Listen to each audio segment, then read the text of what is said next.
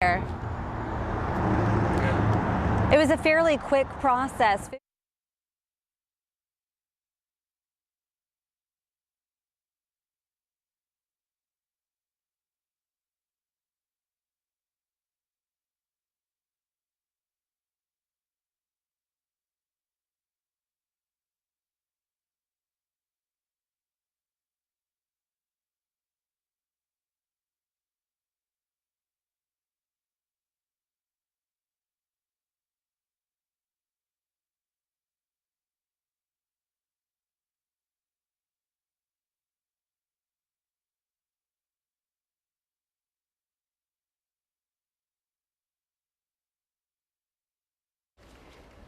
You asked for it. Here's your cute alert tonight. The Jacksonville Zoo announced the birth of two critically endangered Sumatran tiger cubs. They're both males and both were born on November 20th. Unfortunately, they won't be available to the public for a few months, but there you go. Cuteness to end out the show. We'll see you coming up on First Coast News at 6. First Coast News begins with breaking news. And we're following several breaking stories right now. First, a semi-truck ran into an overpass in Arlington, sparking a major backup during rush hour. This is happening in the westbound lanes of the Arlington Expressway. Right now, traffic is being diverted to the Arlington Road until further notice. Count on updates on firstcoastnews.com and the First Coast News app. Also happening right now, one lane of I-10 near 301 has reopened after a bus carrying 39 students caught fire. This is a new picture from the scene of the fire. The students were riding on Eagle View Academy charter bus and were returning home after visiting the Capitol. No one was injured, fortunately, in this incident. And again, one lane has reopened on I-10. We're also following breaking news right now. A missing 17-year-old girl has been found safe after days on the run with a 27-year-old soccer coach. First Coast News, Julia Janae is live in the Information Center with the very latest. Julia? Information is just coming into our newsroom. According to our news partners with NBC, Kaiten Freshina and her soccer coach Ryan Rodriguez were found in Syracuse, New York, and Caitlin Freshina is now marked as safe. The New York State Police say that they spotted them traveling in a red Mercury and pulled over Rodriguez. Caitlin was detained and Ryan Rodriguez is in custody. Police say this happened without incident. Before this, the pair had not been spotted except on surveillance video on Sunday in North Carolina. Now, we've reached out to Caitlin's family and we're still getting more details in, so we will be updating this story both on air and online. For now, from the Information Center, Julia Janae, First Coast News, on your side. I hope she comes home safely, ASAP. Definitely. It'd be a relief for the whole family. And tonight at 6, the family of a Clay County woman who disappeared Saturday say they just want her home safe. For days, they've been passing out flyers looking for answers, and so far there have been no signs of her. First Coast News, Jason Rentola is in Keystone Heights, where crews are not giving up hope and are now trying to ping her cell phone. Jason? It's day 2 of the large search effort here at Little Rain Lake Park. So far, deputies say there's nothing promising and that there's nothing that's not promising. They're still optimistic that they'll find Jordan Cooper. Local and federal law enforcement continue their search for 25-year-old Jordan Cooper from the ground and from the air, a 5-mile radius around her home. With no promising leads, Clay County deputies say they are researching areas, including a large open area. Rough terrain and wooded areas require ATVs and protective gear. Authorities are again speaking with family. Deputies say they will work until Cooper is found. We want to find Jordan. She's important to us. You know, these resources that we're utilizing is because we care about her and we want her located. And it is, you know, we want to get her located, but we have hope. So the thing about it is it's disappointing that we haven't found her yet, but we have hope that we're going to. And the plan is to continue searching tomorrow. They say they're trying to ping Cooper's cell phone, and they say they're making progress with that. In Clay County, Jason Rantola, First Coast News, on your side. And all new tonight, JSO has arrested a Navy sailor and his wife at NAS Jax. According to our partners at the Times-Union, 26-year-old Michael Watterson is accused of sexually battering a child in diapers in 2014. That's while he was living at NAS Jax. Investigators also found nearly 3,000 images of child porn on his computer. They say Watterson was in some of those photos. His wife has also been arrested.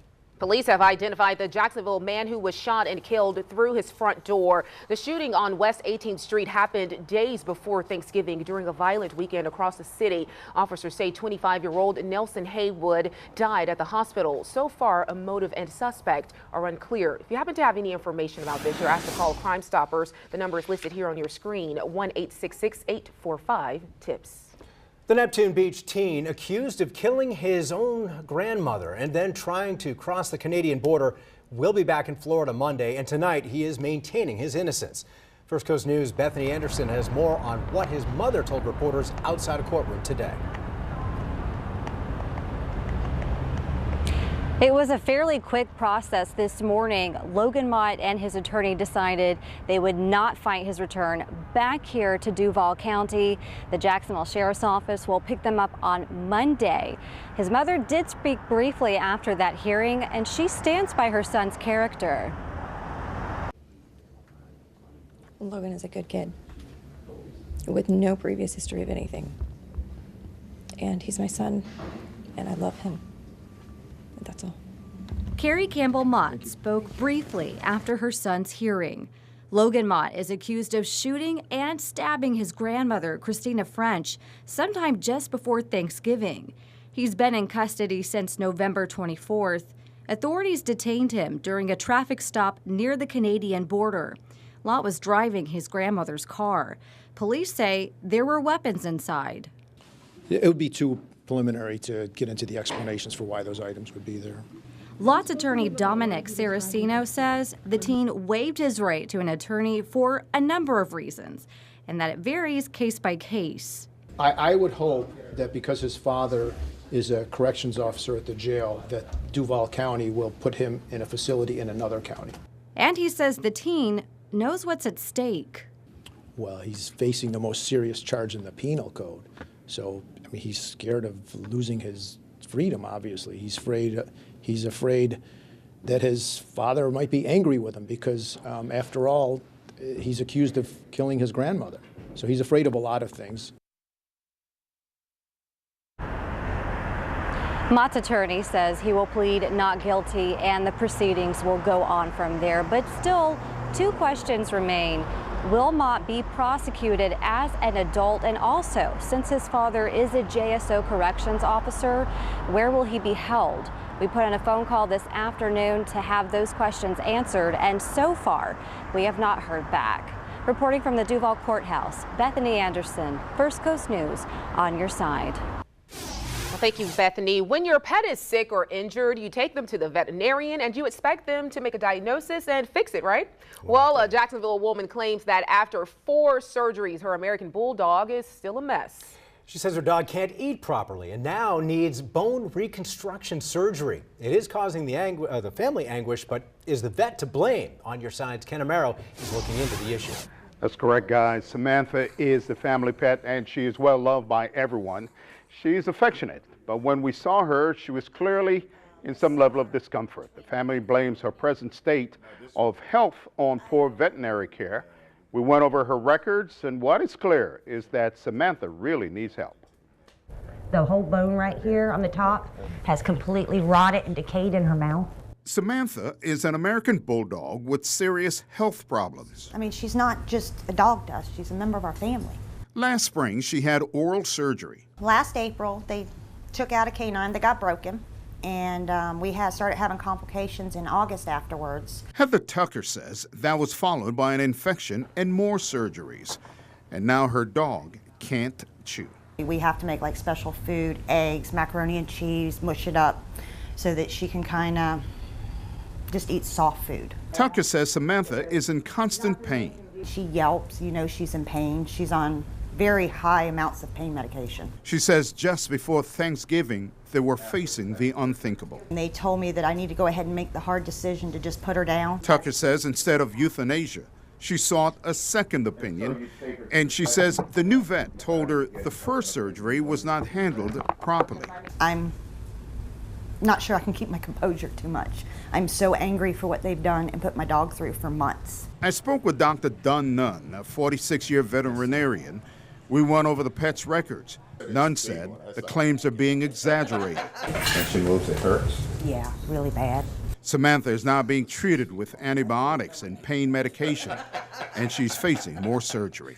At least one, possibly multiple reconstructive surgeries. Now, as I said, Dr. Nunn went over the records with me. He said, as far as he's concerned, they provided good care. He said the dog's mouth was a mess, a lot of bone damage. We did all we could.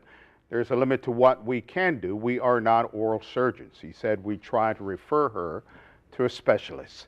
Nunn has been licensed 46 years. In 2011, the state fined him $1,500 after he performed a medical procedure on a large animal and it died. The family has now set up a GoFundMe account to help Samantha with her surgery. It is called Help Save Samantha Lee. Back to you. All right, thanks very much, Ken. Turning to sports now, and what a way to kick off what will be a very busy weekend for sports fans here on the First Coast. First, you have Jimbo Fisher announcing he's leaving Florida State for Texas A&M. Sports director Chris Porter has been following that story all day. Then, on the high school gridiron, we've got 3 prep football teams, 1 win away from state championship games. Alyssa Lang is live at one of those games. And also our beloved Jaguars have a big AFC South game Sunday. That's at Everbank against Indianapolis. But we start our team coverage with sports director Chris Porter, who has the latest about Jimbo going from Seminole to Aggie. Chris.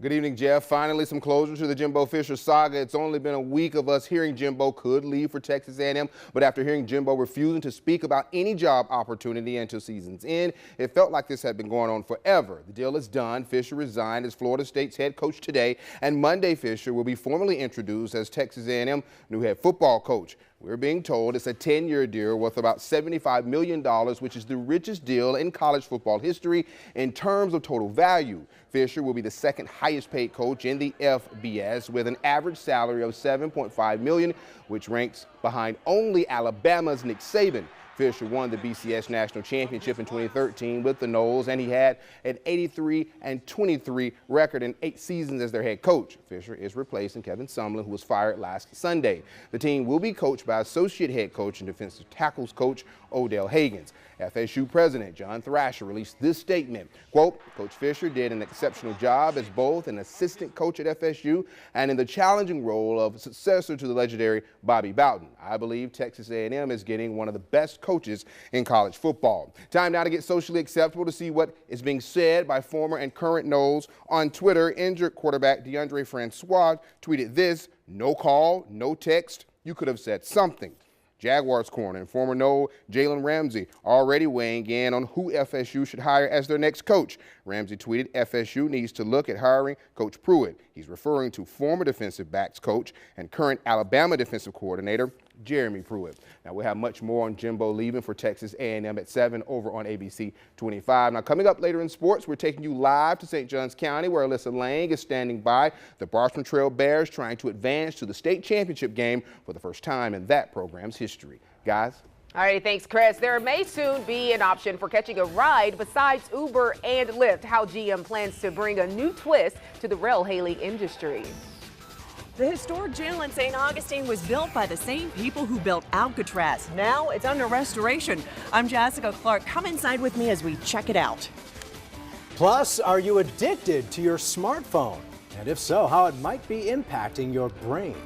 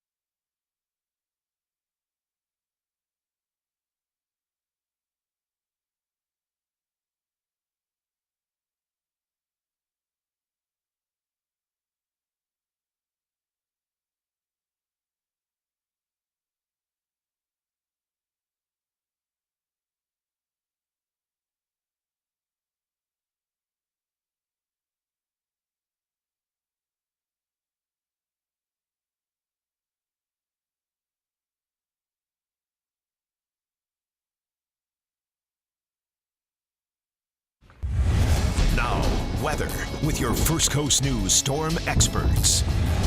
You know, the nice thing about having a storm expert, I say that with a smile. Of course you do. It's nice to know, I think, and I shouldn't say no. It's nice to have a good idea where the storms are. Because if you are where the storms aren't, that's not bad news either. Well, and that's a long-winded way of getting into this, isn't it? Sorry, folks. Here's all I was trying to say. Yes, what you see out your window is pretty much what we're going to get. That is, we do not have any storms in the area, although we do have some isolated showers, which I'll take a look at in just a moment. But maybe you want to check out Deck the Chairs on a Friday evening. That's not cold. Next Friday evening will be cold. Or how about GOTR? That is Girls on the Run, UNF track tomorrow morning at 9:30. Will not be too cold for that event. And, well, also tomorrow, downtown Jacksonville, there's Hemming Plaza, the Food Truck Championship. Come hungry, I suspect. Good stuff. And, oh, yeah, by the way, benefits the Donna Foundation. Of course, there's the parade in St. Augustine. Pretty much whatever your plans are this weekend looks like a nice weekend, as long as you're not wearing your winter fashions, because you're not going to need them. What about umbrellas? For 99% of us this evening, no. But as we've been talking about through the week, we've had isolated showers. Earlier in the week, that was because of a northeast flow off the ocean. There are showers over the ocean, but they are headed away. Notice the isolated showers out toward the Swanee, northwest of the Okefenokee. But that is it. That's along that weakened front we're talking about, and that front will be even weaker tomorrow. So for those of you out around the beach, it's not just talking about Jack's Beach, but from Palm Coast all the way up to the Golden Isles. Despite the fact there will be some clouds amidst the sun, look for highs in the middle 70s as just a breath of a sea breeze will develop during the afternoon. And don't forget about that super full moon. That's going to rise just after the sun sets. That's on Sunday. But on Saturday, overall, a mild start, a warm afternoon, highs of 80 degrees, and again, just a light breeze out there. But I'm hearing more and more now, day by day, especially now that meteorological winter has begun. When's the cold stuff going to arrive on the First Coast? Well, let's take a look. We'll watch together. This is a particular long-range computer model that I think does a pretty good job. There it is. So Monday morning, not here, but Monday morning, this strong cold front, which will have some polar air behind it, will stretch from Woodbury, Minnesota to Amarillo by morning, and that'll continue to drive to the southeast. Now, the first thing it's going to do will produce widespread rain around here on Wednesday. Then comes the colder air, putting it all together for you the next 168 hours. Highs near 80 through Tuesday, then the rain, then the polar air. 80 degrees coming up. Thank you, Pam. A gel is built to be strong, but even a gel needs some TLC when it's 130 years old. And the old jail in St. Augustine is undergoing extensive restoration. First Coast News' Jessica Clark gives us amazing access to the construction zone. I don't know about you folks out there, but we only get one bath a month. Tour guides dressed as inmates beckon visitors at the old jail tourist destination in St. Augustine. Oh yeah, it does need a lot of work. While the inmates aren't real, the jail building itself is. 1891, it was completed. And John Thomas may be the new sheriff in town. I think I got all the keys to do that. At least he's the project manager on the restoration job going on. There we go. And he took me around the place. Ready? Ready. Thomas says this old jail was built by the same company that built Alcatraz. The walls are about 16 inches thick. And it basically looks like it did when it opened in 1891 because hardly any structural restoration work has been done since then. It needs a new exterior so the insides stay dry. We're putting a water envelope around the entire building. It needs new bars for the really tall windows. They were virtually eaten up by rust. It needs a new roof. And the replacement that we put in will look exactly like this does. Hurricane Irma also damaged the outside. And all of this was torn out. And the inside where the sheriff's family used to live. This is what the hurricane gave us. Up here in the attic, crews actually had to put in new pieces of wood right here, which run outside and help support the gutter system. The innards where the jail cells are don't need any work, but still the mannequin of the sheriff is covered up in plastic. If we didn't, we'd have to send him to the dry cleaners. And while this building was a jail, it is a fine piece of craftsmanship and detail. When they didn't really have a lot of choices. That's the incredible thing about it. And so Thomas and his team work to save this history. It's our history. In St. Augustine, Jessica Clark, First Coast News on your side. General Motors is preparing to take on Uber, Lyft, and other ride-sharing companies. GM says its plans to launch its own self-driving service by 2019. That means the cars won't have a human driver in them. It's already operating self-driving Chevy Bolt vehicles in San Francisco. GM experts expects the initial cost to cost passengers to be roughly $1.50 per mile. That's about 40% less than the cost of services operated with a human driver.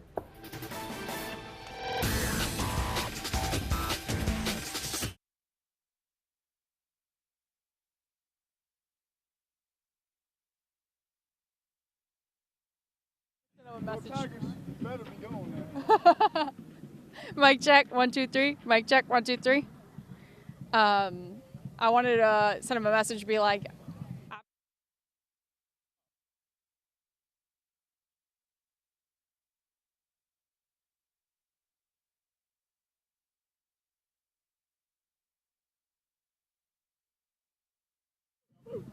well, I hope I remember the order of this without a rundown. Okay. What did I do? I like F that up? No. I'll just tease it at the end. I must have forgot to attach it. I'm an idiot. That's a good idea.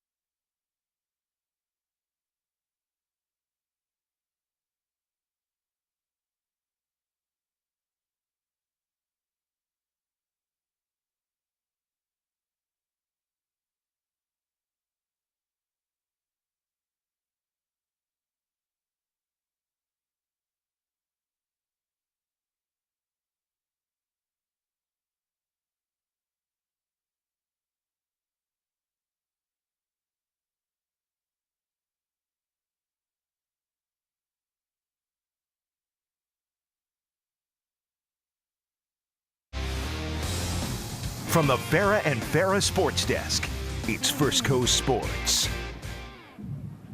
Hello and welcome out to St. Johns County, the site of the 7A semifinals. Plant is coming in to take on Bartram Trail, and of course, the stud of the Bartram Trail Bears, Joey Gatewood. He's a senior. He's headed to Auburn next year, and he has said his goal is to try to win a state championship before he leaves. Bartram Trail, they have never brought home a state championship, so he is hoping to change that in the next week or so. Now, the Auburn quarterback commit knows that Plant is going to be a tough opponent tonight. They're playing for something too, but he said he's not worried whatsoever about this matchup. I definitely think we played that type of high caliber team before. Yeah. Definitely on the schedule, so I ain't worried about any of it. I know they're a good team. I know they're gonna have to catch up with us, keep up with us, and so I just know they're a good team. Now, there are a couple other teams in the hunt for a state championship tonight. That includes Bartram Trail, also St. Augustine, Baker County, and Glen Academy. We will be monitoring those and bring you the results tonight at 11 o'clock. Now, already punching their ticket to Orlando next weekend is University Christian and Rains, who will be taking on Cocoa next week. Now, as we mentioned, Joey Gatewood is a big Auburn guy. He has never wavered on that Auburn commitment. Auburn and Georgia in the big rematch tomorrow in the SEC championship. We had to ask Joey who he thought would win tomorrow's game. I really thought they could do it this year. I really thought they could, because with the defense they have and the quarterback they got now, they just started working together. So I expect them to win again. I mean, they killed Georgia last time, and I expect them to do the same thing. No surprise that Joey picks his future school, Auburn, to win this one. Now, our Brian Chinaki is in Atlanta. He will be bringing you all the coverage from tomorrow's SEC championship game starting tonight at 11. But for now, that'll do it for us at Bartram. Stay with us. We'll be right back.